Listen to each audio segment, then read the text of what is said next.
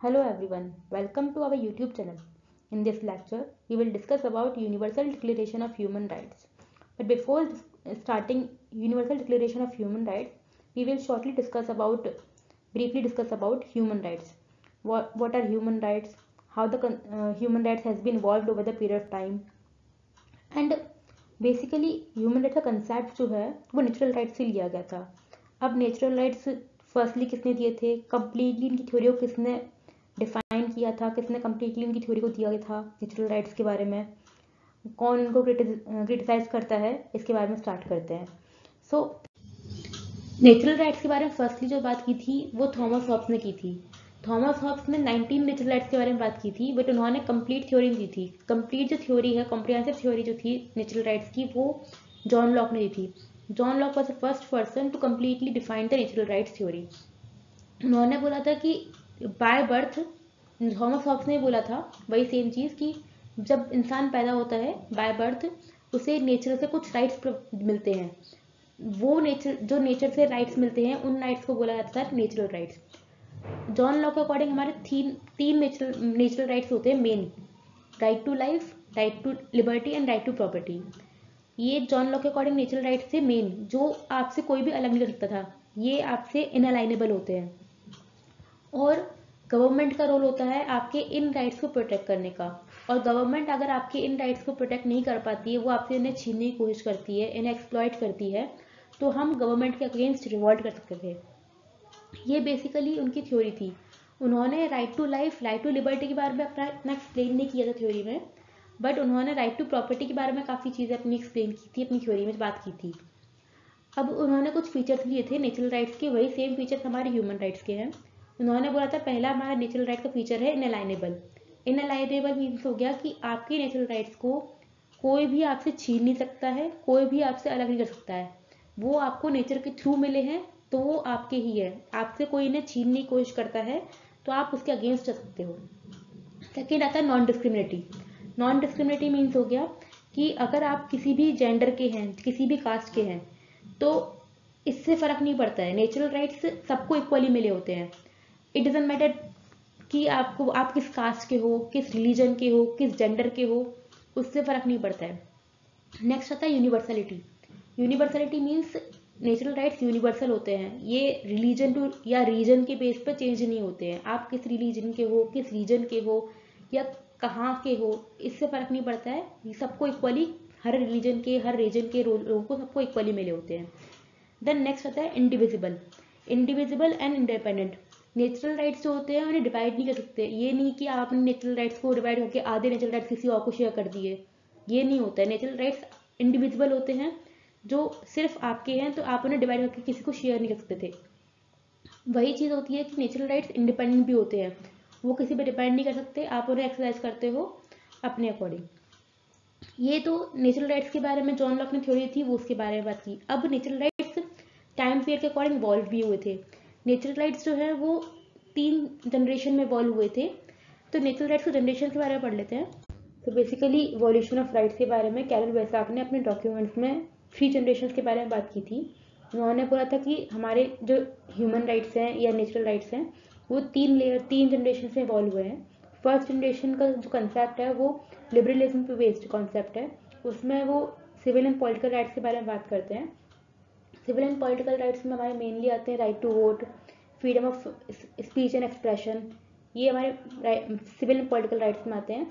इसमें जो हमारे मेन थिंकर्स आते हैं वो हमारे आते हैं थॉमस हॉब्स, लॉक, रूसो. ये सब हमारे फर्स्ट जनरेशन राइट्स में आते हैं. सेकेंड जनरेशन राइट्स में सोशल एंड इकोनॉमिक राइट्स के बारे में बात होती है. Social, economic and cultural rights. ये जो कंसेप्ट है socialism and Marxism based concept है. इसके मेन थिंकर्स हमारे मार्क्स, लेनिन, माओ, ये हो जाते हैं हमारे. और इसमें जो है right to work, right to equal wages, इनके बारे में बात होती है. थर्ड जनरेशन ऑफ राइट्स जो है वो एनवायरमेंटल राइट्स के बारे में बात होती है. ये एनवायरमेंटलिज्म पे बेस्ड है. इसमें हम बोलते हैं कि हमारे right to free air, right to pure air, right to live in a clean environment, ये राइट्स के बारे में बात होती है. अब कैरल वेसाक ने तो 3 जनरेशन के बारे में बात की थी, बट कुछ स्कॉलर्स के अकॉर्डिंग बोलते हैं कि 4th जनरेशन भी थी राइट्स की. 4th जनरेशन ऑफ राइट्स जो बेसिकली इवॉल्व हुआ था या फिर डेवलप हुआ है वो धीरे धीरे करके इमर्ज हो रहा है, वो टेक्नोलॉजी के डेवलपमेंट की वजह से। टेक्नोलॉजी और हमारी जो डिजिटलाइजेशन इंक्रीज हो रहा है, इसके बेस पर हमारा फोर्थ जनरेशन ऑफ राइट्स आता है। इसमें फोर्थ जनरेशन ऑफ राइट्स में हम बात करते हैं कि हमें राइट डिजिटल आइडेंटिटी होने की या फिर हम नेटवर्क यूज़ करने की, ये राइट्स होते हैं मेरे बेसिकली। सो हमने अभी तक इसमें डिस्कस किया कि what are rights, what are human rights, how the concept of human rights has been evolved over the period of time. अब हमें मेन कंसेप्ट बात करना है कि Universal Declaration of human Rights जो है वो कैसे बना, उसका बेसिस क्या था, वो कैसे इवॉल्व हुआ या कैसे बना उसका, और वो कब बना, ये इसके बारे में बात करेंगे। So let's start. So human rights के बारे में जब बात होना स्टार्ट हुआ था, वो पहले से तो हो ही रहा था, बट जब आफ्टर वर्ल्ड वॉर फर्स्ट, जब वो 1914 से 1918 के बीच में हमारी वर्ल्ड वॉर फर्स्ट हुई थी, तब उसके बाद में हमारे पास कोई ऐसा इंटरनेशनल एक्टर या फिर इंटरनेशनल ऑर्गेनाइजेशन नहीं थी जहाँ पर अदर नेशंस आके अपनी प्रॉब्लम्स रिजॉल्व कर सकें, पीसफुली बात कर सकें। ऐसा कोई ऑर्गेनाइजेशन नहीं था। तो वुड्रो विल्सन, उन्होंने फर्स्ट टाइम एक इंटरनेशनल ऑर्गेनाइजेशन क्रिएट करने की बात की थी, उन्होंने क्रिएट करवाई, उन्होंने उनकी लीडरशिप के अंदर एक ऑर्गेनाइजेशन क्रिएट हुई थी, उसे बोला गया था league of Nations. League of nation एक ऐसा फर्स्ट प्लेटफॉर्म बना था, इंटरनेशनल प्लेटफॉर्म, जहाँ पर उसे अदर नेशंस आके वहाँ पर अपनी बातों को रिप्रेजेंट करेंगे, अपनी बातें पीसफुली, अपने मैटर्स को पीसफुली, अपने कॉन्फ्लिक्ट्स को पीसफुली रिजॉल्व करेंगे। ये इसका एम था। इसका एक ये भी था कि जैसी फर्स्ट वर्ल्ड वॉर हुई है, ऐसे ही आगे फ्यूचर में कोई दूसरी वर्ल्ड वॉर ना हो, उसे प्रिवेंट करना, ऐसी कंडीशन ऐसी क्रिएट ना हो, उसे प्रिवेंट करना। उस लीग ऑफ नेशन में एक टर्म की बात हुई थी, कलेक्टिव सिक्योरिटी की। वुड्रो विल्सन ने एक टर्म दिया था, कलेक्टिव सिक्योरिटी। इसमें एक स्टेटमेंट भी आता है, one for all for one. ये मॉर्गनथाउ का स्टेटमेंट था। इसमें उन्होंने एक्सप्लेन किया था कि सपोज कीजिए, एग्जाम्पल के थ्रू एक्सप्लेन कर सके, कंडीशन एक मॉर्गनथाउ ने एक्सप्लेन करने के लिए यूज़ की थी। उन्होंने बोला था कि लीग ऑफ नेशन में सपोज कीजिए 100 नेशंस हैं, 100 नेशंस में से 2 नेशन में वॉर होती है। सपोज कीजिए इंडिया चाइना में वॉर हो रही है, एंड चाइना की मिस्टेक है, तो जिसकी मिस्टेक है उसे हम अग्रेसर बोल देते हैं, और इंडिया जो है उसकी मिस्टेक नहीं है। तो बची कितनी स्टेट्स, 98 नेशंस बचे। तो 98 नेशंस जो हैं इंडिया के साथ सपोर्ट करके चाइना के अगेंस्ट रिवॉल्ट करेंगे, चाइना के अगेंस्ट वॉर करेंगे। तो जब कलेक्टिवली सब लोग एक कंट्री के अगेंस्ट वॉर करेंगे, तो दूसरी कंट्री उस पर अटैक करेगी ही नहीं। तो ये कंडीशन उन्होंने दी थी कि ये कलेक्टिव सिक्योरिटी कंसेप्ट था, कि सब लोग कलेक्टिवली होकर एक साथ रहकर दूसरी कंट्री के अगेंस्ट, अगर कोई कंट्री से दूसरी कंट्री को एक्सप्लॉइट करने की या कब्जा करने की कोशिश करती है, उसकी ह्यूमन राइट्स को, उसकी सोवर्जिनिटी को ब्रेक करने की कोशिश करती है, तो हम उसे कलेक्टिवली साथ मिलके उसे डिस्ट्रॉय करेंगे, उसके अगेंस्ट रिवॉल्ट करेंगे, उसके अगेंस्ट वॉर करेंगे। ये लीग ऑफ नेशन में कंसेप्ट दिया था वुड्रो विल्सन ने। बट मॉर्गनथाउ जो है, उन्होंने एक स्टेटमेंट दिया था, उन्होंने कंडीशन को एक्सप्लेन किया था, बट उसे सपोर्ट में नहीं थे। अब लीग ऑफ नेशन का हमारा एक इसमें ये भी था कि प्रिवेंट करना, वर्ल्ड वॉर सेकेंड ना हो, कलेक्टिव सिक्योरिटी वाला था, उन्होंने कंसेप्ट दिया था। बट ये तो एक हाइपोथेटिकल सिचुएशन हो गई इसमें, क्योंकि हमारा हर एक नेशन जो होता है उसका खुद एक नेशनल इंटरेस्ट होता है, वो खुद अपनी कंडीशंस, अपनी सिक्योरिटी, अपनी सर्वाइवल पे सिक्योर रखना चाहता है उसे। तो बट लीग ऑफ नेशंस जो है अपने एम में कामयाब नहीं हुई थी, या बोल सकते हैं लीग ऑफ नेशन जो है अपनी जो एम था उसे फुलफिल नहीं कर पाई थी, क्योंकि वर्ल्ड वॉर सेकेंड तो आगे फ्यूचर में हुई थी। इसका एम था वर्ल्ड वॉर सेकेंड, ऐसी ऐसी कोई दूसरी वर्ल्ड वॉर ना हो, बट वर्ल्ड वॉर सेकेंड हुई थी। क्योंकि इसका रीज़न क्या था, इस पर उसने कलेक्टिव सिक्योरिटी वाला कंसेप्ट दिया था। दूसरा रीज़न था जो सेंट्रल पावर से थी, जैसे अमेरिका हो गया, वो बड़े बड़े नेशंस जो थे वो इसका पार्ट नहीं थे। तो इसे इंटरनेशनल लेवल पर भी इतना ज़्यादा मतलब पहचान मिली थी, बट इतनी ज़्यादा हाई रिकॉग्नाइजेशन नहीं मिली थी। अब वर्ल्ड वॉर सेकेंड होता है हमारा 1939 से लेकर 1945 तक। अब वर्ल्ड वॉर सेकेंड जो होता है उसमें काफ़ी हाई स्केल पर काफ़ी लोगों को मारा जाता है, ह्यूमन राइट्स एक्सप्लॉइट किए जाते हैं, काफ़ी ज़्यादा डिस्ट्रक्शन होता है, लोगों को मार दिया जाता है, किसी भी जेंडर के लोग हो, वुमेन्स का एक्सप्लॉइटेशन होता है, काफ़ी सारी चीज़ें होती हैं। तो हमारा जो ह्यूमन डिग्निटी होती है, ह्यूमन पीस जो है, वो कम्प्लीटली ग्लोबल लेवल पर एक्सप्लॉइट हो चुका, ख़त्म हो चुका होता है। तो उसे मेंटेन करने के लिए, उसे बचाने के लिए, ह्यूमन कंडीशंस को, ह्यूमन के सर्वाइवल को बचाने के लिए, जो उस टाइम पर यूएस के प्रेसिडेंट थे 1941 में, वो एक स्पीच देते हैं, एक कंसेप्ट, एक 4 फ्रीडम के कंसेप्ट के, 4 फ्रीडम के बारे में बात करते हैं। वो बोलते हैं 4 फ्रीडम कंसेप्ट देते हैं, उसमें बोलते हैं कि 4 फ्रीडम जो है वो परमानेंटली हर इंसान के पास होंगे ऑल ओवर द वर्ल्ड। वो फ्रीडम्स जो होंगे वो हर कोई भी जेंडर का हो, कोई भी रिलीजन का हो, कोई भी रीजन का हो, इट डजेंट मैटर, उस सबके पास ये 4 फ्रीडम होंगे।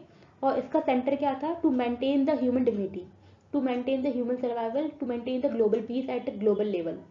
अब इसमें 4 फ्रीडम की जो बात करते हैं, 4 फ्रीडम के बारे में बात जो करते हैं, उसमें पहला आता है freedom of speech. Every individual has the right to express their views और express their anything else but peacefully. Freedom of speech में अगर कोई भी इंसान अपने व्यूज को, अपनी बातों को एक्सप्रेस कर रहा है, बोल रहा है, उसे बोलने का अधिकार होता है कहीं भी हो, और वो बट पीसफुल मैनर में। ये नहीं है कि भाई इसमें लगे हुए हैं दंगे भंगे करने में, वो सब चीज़ नहीं चलती है, बट वो पीसफुल मैनर में अपने व्यूज को एक्सप्रेस कर रहा है, तो वो उसे राइट होता है। सेकेंड आता है freedom of worship. Every individual has a right to follow और परस्यू एनी रिलीजन और वर्शिप एनी गॉड। उसमें बोल सकते हैं कि कोई अगर हिंदू है, उसे अगर क्रिश्चियन चर्च में जाके पूजा करनी है तो वो कर सकता है। ये नहीं है कि नहीं चर्च में जाके क्रिश्चियन ही पूजा करेंगे, ऐसा कुछ नहीं था। कोई भी रिलीजन, कोई भी इंसान, कोई भी रिलीजन को, कोई भी पूजा कर सकता है, कोई भी रिलीजन को फॉलो कर सकता है। नेक्स्ट आता है freedom from bond. Freedom from bond में आता है कि इसकी जो बेसिक नीड्स हैं वो फुलफिल होनी चाहिए, लाइक 2 वक्त का खाना मिलना, उसकी जो चाह है, बेसिक जो नीड्स होती हैं वो, उससे फ्रीडम मिलनी चाहिए। उसे ये नहीं रहना चाहिए कि भाई हमें अब अगले दिन क्या खाना है, उसकी टेंशन लगी हुई है, वो चीज़ नहीं होनी चाहिए। किसी के पास अपनी फ्रीडम होनी चाहिए कि वो जो चाहता है उसे मिल सके। नेक्स्ट आता है फ्रीडम फ्रॉम फियर। उसे सिक्योरिटी से रहने का, अब वो कहीं भी रिसाइड कर रहा, कहीं भी रह रहा है, तो उसे ये चिंता नहीं होनी चाहिए कि अगले दिन पता चला मैं सोआ और कंट्री ने अटैक कर दिया और वहीं की में ख़त्म हो गया। तो फियरफुल लाइफ नहीं रहनी चाहिए उसकी बस।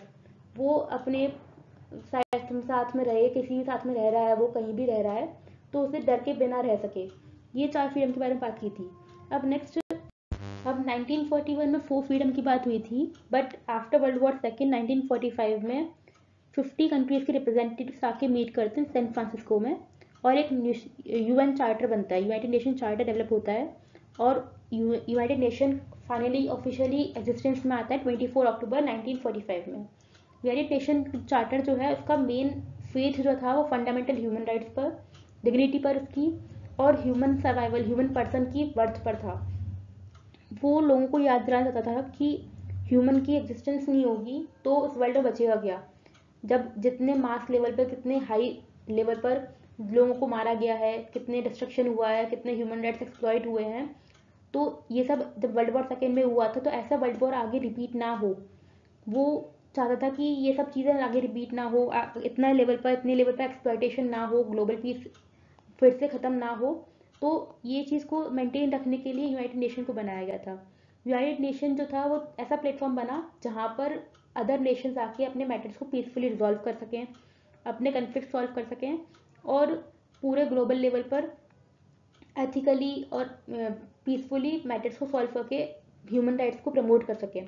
उनका मेन था सोशो इकोनॉमिक राइट्स को, सोशो इकोनॉमिक डेवलपमेंट को प्रमोट करना between the Nations and among the Nations. अब यूनाइटेड नेशन जो था वो मेन उसका था कि वही कि वर्ल्ड वॉर, जैसे लीग ऑफ नेशन का एम था कि वर्ल्ड वॉर सेकेंड ना हो, बट वो फेल हो गया था। अब यूनाइटेड नेशन का जो एम था कि वर्ल्ड वॉर सेकेंड जैसी वर्ल्ड वॉर थर्ड ना हो, और अभी तक वर्ल्ड वॉर थर्ड ना नहीं हुई है, तो इट मीन्स यूनाइटेड नेशन जो है वो पीसफुली, मतलब अच्छे से काम कर रहा है अपना। अब इसके बाद में अब यूएन से पूछा गया कि ह्यूमन राइट्स क्या हैं, ह्यूमन राइट्स के अंदर कौन कौन से राइट्स आते हैं जो हर ह्यूमन को मिले हुए हैं, ह्यूमन राइट्स में कौन कौन से राइट्स के बारे में बात की गई है, तो इसके बारे में बात आती है। तो ये सब आंसर्स देने के लिए, एक इस मैटर को सॉल्व करने के लिए कमीशन बनाया गया ह्यूमन राइट्स के लिए। उसे यूएन के इकोनॉमिक एंड सोशल काउंसिल के अंदर बनाया गया। इसमें ये काउंसिल का नाम हुआ था, कमीशन का नाम हुआ कमीशन ऑन ह्यूमन राइट्स। इसकी जो फर्स्ट चेयरपर्सन थी human rights commission of human rights की, एलिना रूजवेल्ट थी। उन्होंने उनकी लीडरशिप में एक पहला इंटरनेशनल डॉक्यूमेंट तैयार हुआ जिसने आउटलाइन किए, जिसने बताया कि कौन कौन से राइट्स हैं, कौन कौन से फ्रीडम है जो हर इंडिविजुअल को, हर ह्यूमन बीइंग को मिले हुए हैं all over the global level, all over the world. इस जो डॉक्यूमेंट तैयार हुआ, इस डॉक्यूमेंट का नाम था universal Declaration of human rights. ये ड्राफ्ट हुआ 10 दिसंबर 1948 में। 10 दिसंबर 1948 में हमारा एक universal Declaration of human rights तैयार हुआ। इसमें 30 आर्टिकल्स थे, जिसमें बताया गया कि कौन कौन से ऐसे आर्टिकल्स हैं। ये 30 आर्टिकल्स ऐसे हैं जो पूरे वर्ल्ड में हर इंडिविजुअल को मिले हुए हैं, ये राइट्स मिले हुए हैं। तो उसके बारे में बात की थी इस वाले डॉक्यूमेंट में। अब हमने इस लेक्चर में देखा कि ह्यूमन राइट्स क्या है, how human rights has been evolved over the period of time, evolution कैसे हुआ, 3 जनरेशन में इवॉल्व हुए, बट एक 4th जनरेशन भी बन रही है, इमर्ज हो रही है, उसके बारे में बात की थी। ह्यूमन राइट्स के बारे में UDHR का बैकग्राउंड क्या था, कि इसमें इसके बनने का रीज़न क्या हुआ, बैकग्राउंड में आया वर्ल्ड वॉर 1 की वजह से, देन वर्ल्ड वॉर 2 हुई, फिर UN बना, लीग ऑफ नेशन बना था, लीग ऑफ नेशन के बाद में वर्ल्ड वॉर 2 हुई, देन UN बना, UN के बाद में कमीशन बना इसका, देन फिर हमारा UDHR बना। अब हम नेक्स्ट लेक्चर में पढ़ेंगे कि UDHR जो है उसमें कौन कौन से स्ट्रक्चर क्या है, प्रियम्बल क्या है, इसकी इंपॉर्टेंट आर्टिकल्स कौन कौन से हैं, उसके बारे में बात करेंगे। Okay then, thank you, that's all for today.